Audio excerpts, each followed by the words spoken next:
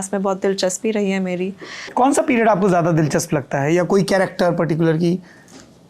वो ऐसे सवाल पूछा था ना कि if you can sit on a time machine, तो किस पीरियड में जाना पसंद करेंगी आप? सच बोलूं? सच ही बोल रहे हैं।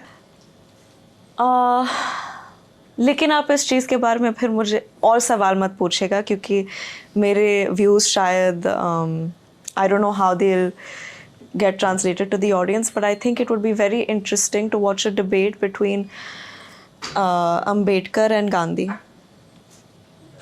वाओ। Yeah. पूना पैक्ट के पहले क्या बातें हुई उनके बीच?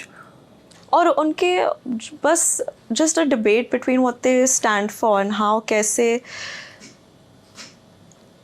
अंबेडकर साहब के व्यूज़ और कैसे गांधी साहब के व्यूज़ बदलते रहे एक टॉपिक को लेकर, and how they influenced each other. They both helped, इतना हेल्प किया है हमारे समाज को, and what they feel about each others views. I just think it would be a very interesting discourse. I am very happy and very surprised. So one of my favourite topic, but I wasn't expecting, my bad.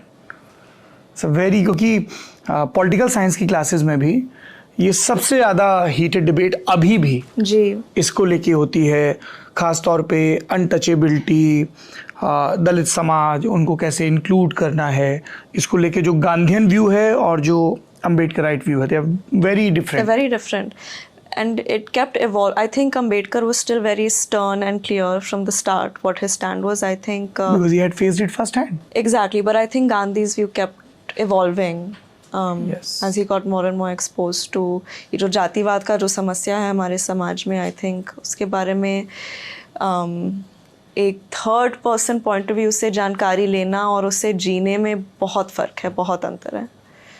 जब आप लोग school में होते थे तब इन सब चीज़ों पे बात होती थी कभी? मेरे स्कूल में तो नहीं। कास्ट वहाँ एग्जिस्ट नहीं करती है? नहीं, इनफैक्ट मेरे घर में कभी कास्ट को लेकर कोई कॉन्वर्सेशन नहीं हुई है। आप इतनी देर से बातचीत कर रही हैं, अक्सर माँ का जिक्र आया, घर का जिक्र आया, पिता का जिक्र सिर्फ मैदान की रिलीज़ के वक्त आया, तो बहुत अबोला सा रहता था। बोनी कपूर साहब बहुत बिजी रहते हैं, हाउ डज इट, या अब इक्वेशन थोड़ी चेंज हुई है? अभी पापा मेरे बेस्ट फ्रेंड है। अभी पहले आई थिंक पहले वो एक टिपिकल नॉर्थ इंडियन फादर थे। कैसे होते हैं typical north Indian father? I don't know, आप लोग भी बताइए मुझे, लेकिन काम में काफ़ी इन्वॉल्व रहते थे। मम्मा के पीछे तो पागल थे, हमेशा मम्मा को बोलते रहते थे कि जब से बच्चे हुए आप बच्चे के पीछे मुझे अटेंशन नहीं मिल रहा है।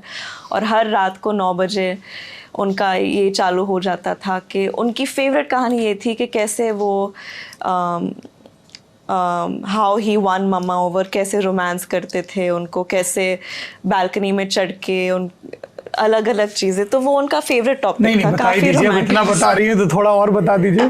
काफी रोमांटिक मिजाज के इंसान। नहीं, ये बालकनी में चढ़ने वाली क्या कहानी है? आई थिंक वो किसी शूट के वक्त मम्मा को विजिट करने गए थे। आई थिंक वो फ़ोन पे बात कर रहे थे या ऐसा कुछ, और वो हमेशा कहते थे कि मम्मा बिल्कुल बात नहीं करती थी, सिर्फ पापा बात करते थे और मम्मा सिर्फ कहती रहती थी, लेकिन वो फ़ोन काटती नहीं थी, और ये पापा के लिए एक बहुत बड़ा साइन था। और आई थिंक एक दिन पूरी रात वो बात कर रहे थे एंड मम्मा फ़ोन पे सो गई, और फिर पापा ने डिसाइड किया कि वो फ़्लाइट लेके पहुंच, आई थिंक बैंगलोर या कहीं तो शूट हो रहा था, और उन्होंने उनको सरप्राइज़ किया। और मम्मा चौंक गई और बोला कि मुझे शूट के लिए निकलना है, अभी 20 मिनट में मेरी टीम आ जाएगी, आपको निकलना होगा। फिर उन्होंने कहा कि ठीक है, मैं बगल वाले होटल में रुका हूँ, मैं निकल जाऊँगा। और उन्होंने कहा कि नहीं, शायद वो लिफ्ट से कॉरिडोर से आ रहा है मेरी टीम वाले, आपको खिड़की से कूदना पड़ेगा। तो फिर वो कूद गए खिड़की से, और मम्मा बड़ी हंसी, और पापा बड़े खुश हुए कि उन्होंने उनको हंसाया। वाह।